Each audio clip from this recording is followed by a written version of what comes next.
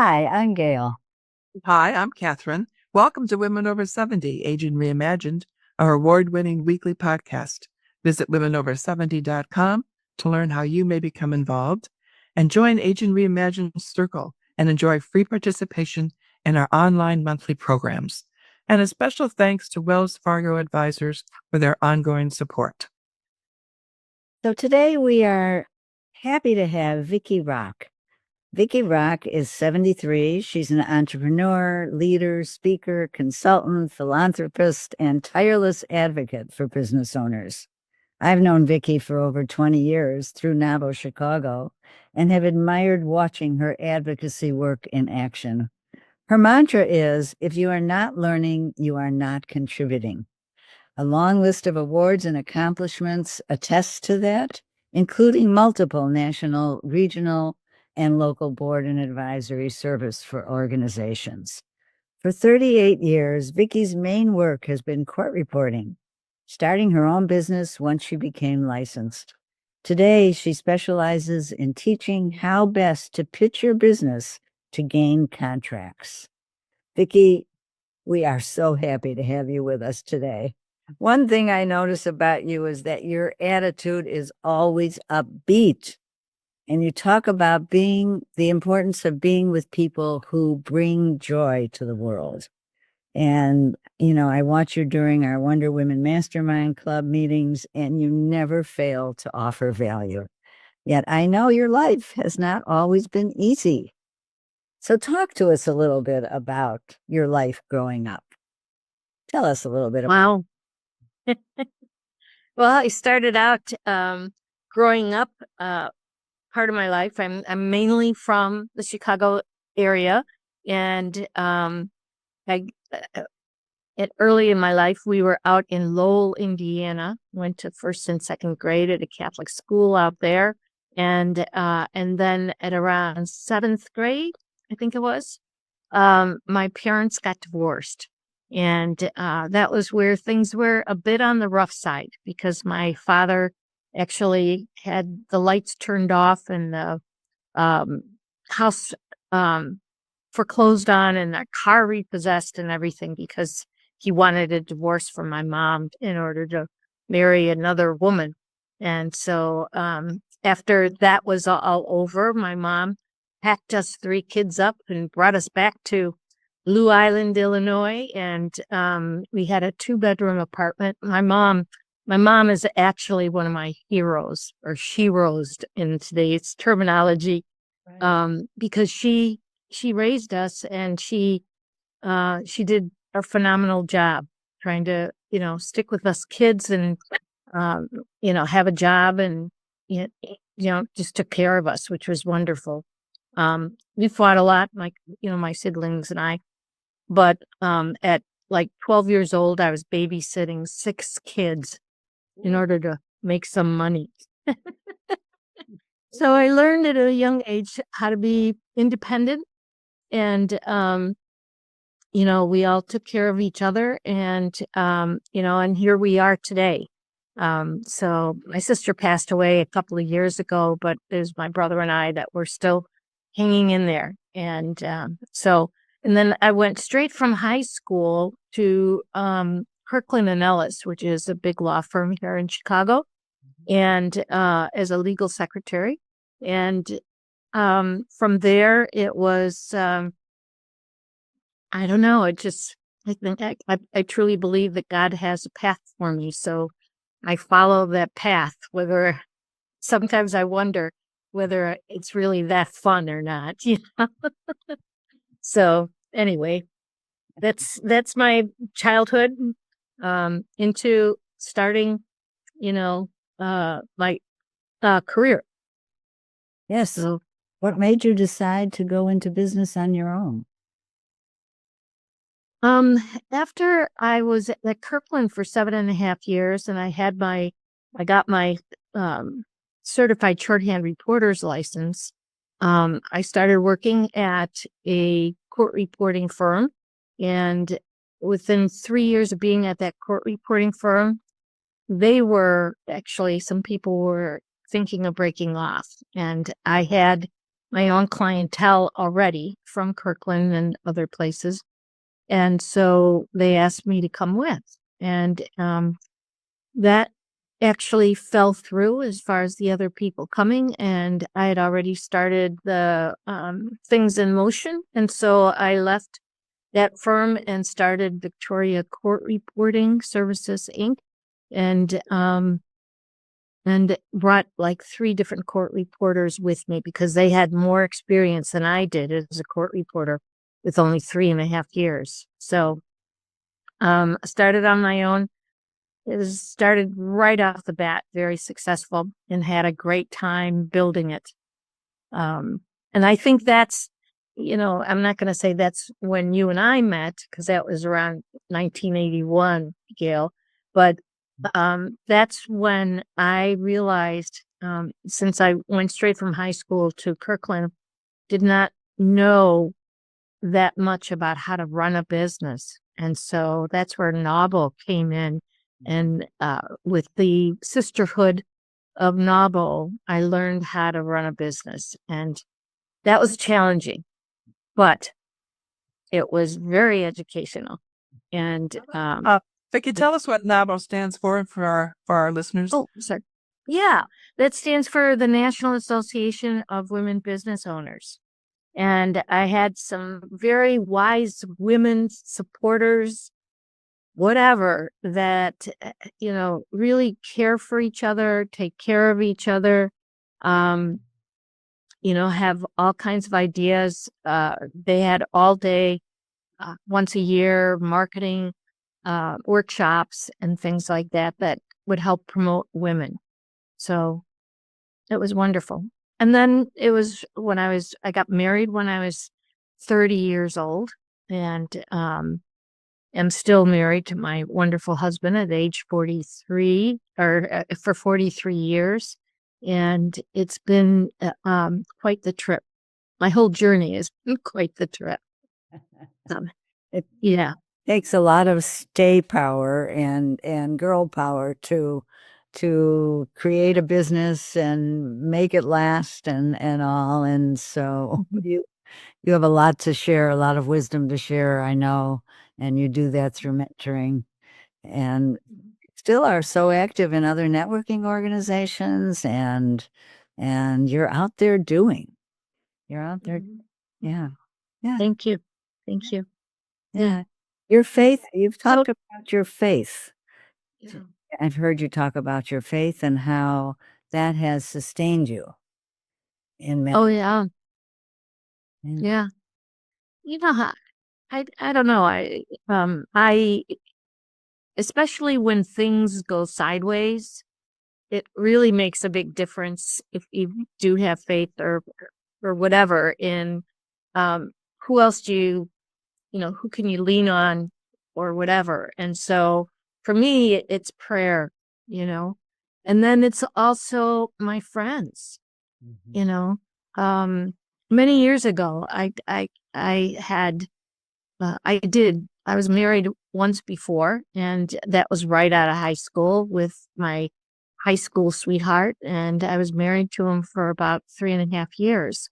And we were couples, and everything was couples. And then when I got divorced from him, I realized how important it is to have friends that are women, and some men, but the women are the ones that really, we're here for each other, and yeah, it's so important to have women friends. So why did you decide to sell your business? That was in 2018. Yeah, in 2018, I decided to sell my business because of technology was getting very expensive. Everything was moving along as far as court reporting. Unfortunately, court reporters do not, they don't advertise for what a great job it is, career that it is. And so there was a shortage of court reporters. And so I decided that I was going to sell my business because I was up till 2 or 3 o'clock in the morning. Although I had around 75 court reporters that worked with me, I was having trouble getting coverage for the work that I had. In addition to the technology had gotten to be even more and more expensive, and I was a single business owner. And so I decided to sell the business to the world's largest court reporting firm called Veritext Legal Solutions. And today I get to not only get commissions from clients that I still have, but I also finally, after managing my business for so many years, I got back into being in the deposition room with my clients. And so I'm having a lot of fun with doing depositions and running my pitch training services, but being in the room with my clients and supporting them in, uh, you know, handling the record and things like that. In the meanwhile, I've got a huge scheduling department, and I've got all these whole technology support backup group, and it's just been wonderful as far as that goes. I'm curious about what makes court reporting such a fun and fulfilling career. Because I'm just, Oh. in a court and I see the court reporter is the one who's quietly typing away, madly typing It's away. What, why is that such a great career? Oh my gosh, Catherine. I got into court reporting because I loved spelling. I loved learning new words. In court reporting, when you go out as a freelance court reporter, that's one that is hired by attorneys versus being in the courtroom full time. But you never know who you're going to meet. You never know what type of terminology you're going to be presented with, whether it's a doctor, a brain surgeon, or an expert in construction or any of that. You're always meeting somebody new every day as long as you go out to jobs. And so it's a wonderful career, especially if you're a social person. And you probably, if you meet court reporters, they talk a lot. They talk a lot because they're the ones that are sitting there not being able to talk at all. They're just big. I think you can also say that they're great listeners because they are court reporters.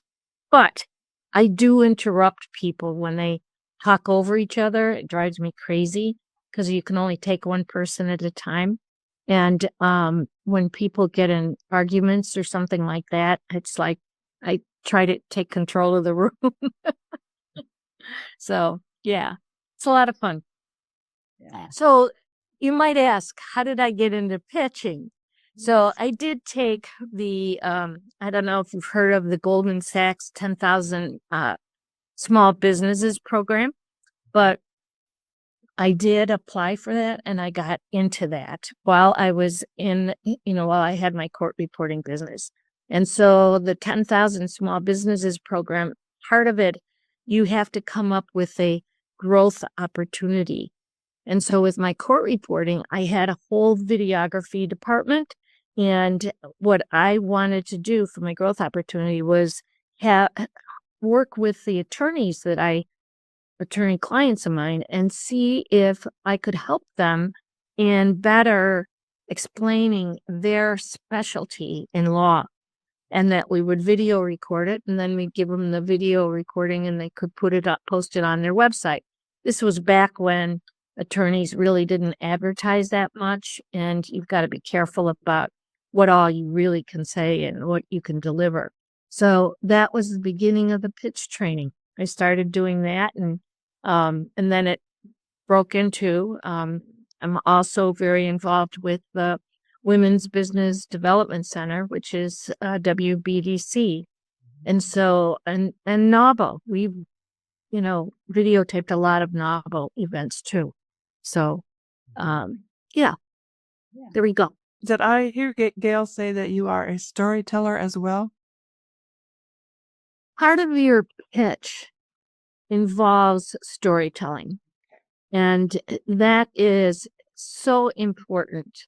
You can talk about yourself like crazy, but it has to do everything with connecting with people has to do with being able to tell your story.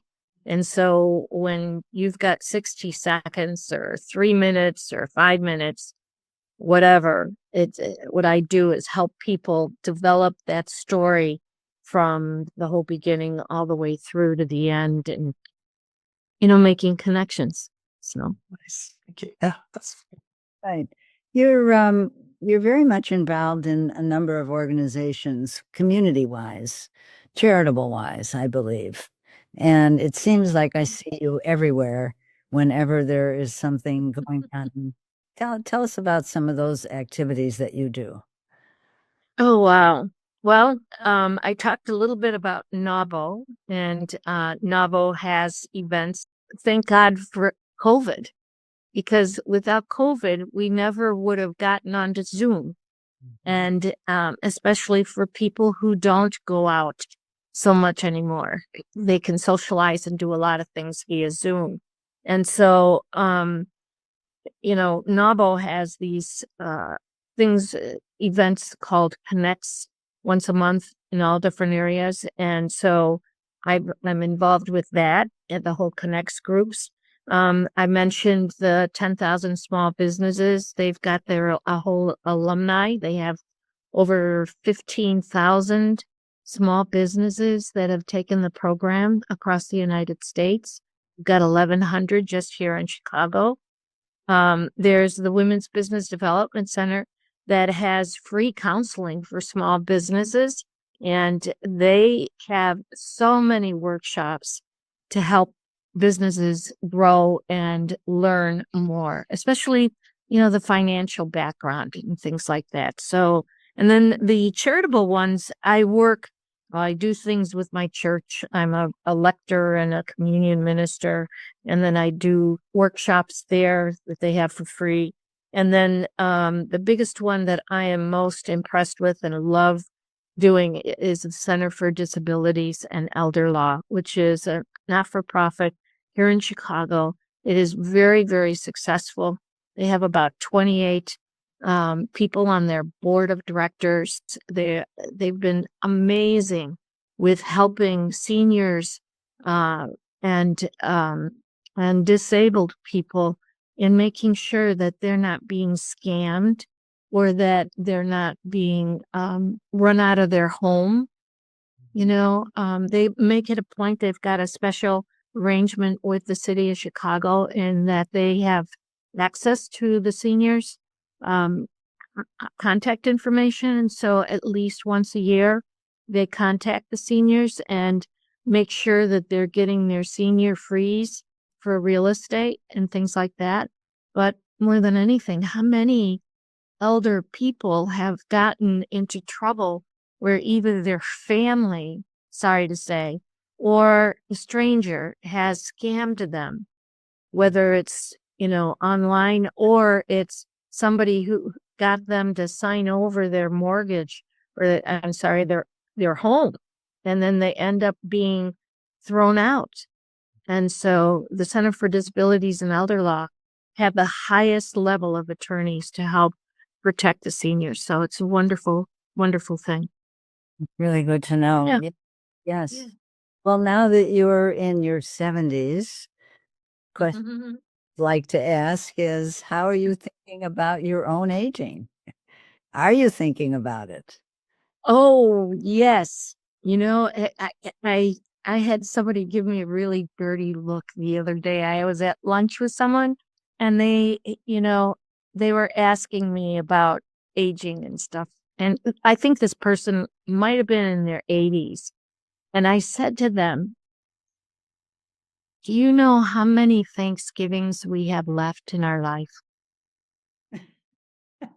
And he gave me a dirty look because he did not want to really think about that.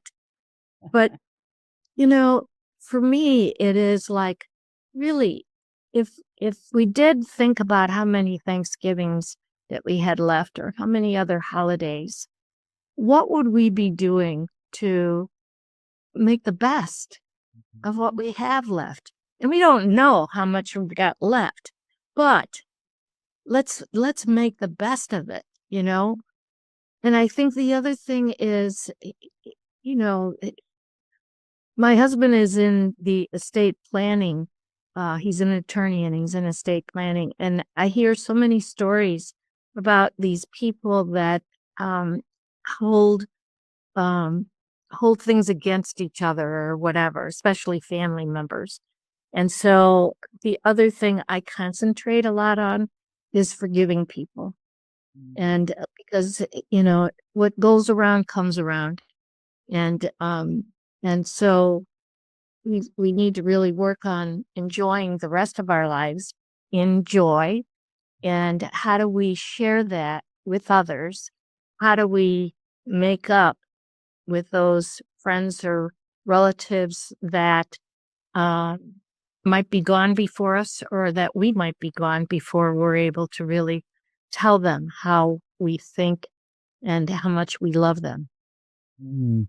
So, That is for me too, you know, the rest of my life, I can't imagine not doing something, you know, staying involved, continuing to contribute to friends and business owners.